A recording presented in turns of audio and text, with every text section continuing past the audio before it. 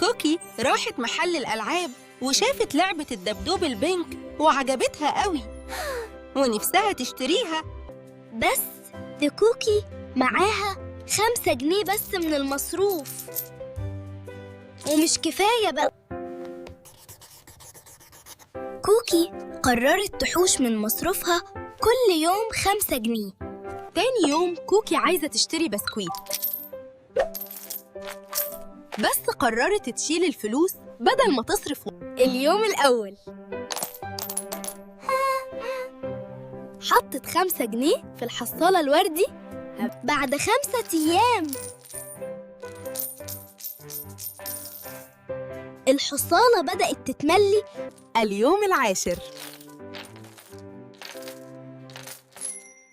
كوكي جمعت 50 جنيه يلا هنشتري الدبدوب. واتعلمت إننا لما نشيل فلوس في الحصالة نقدر نجيب اللي نفسنا فيه.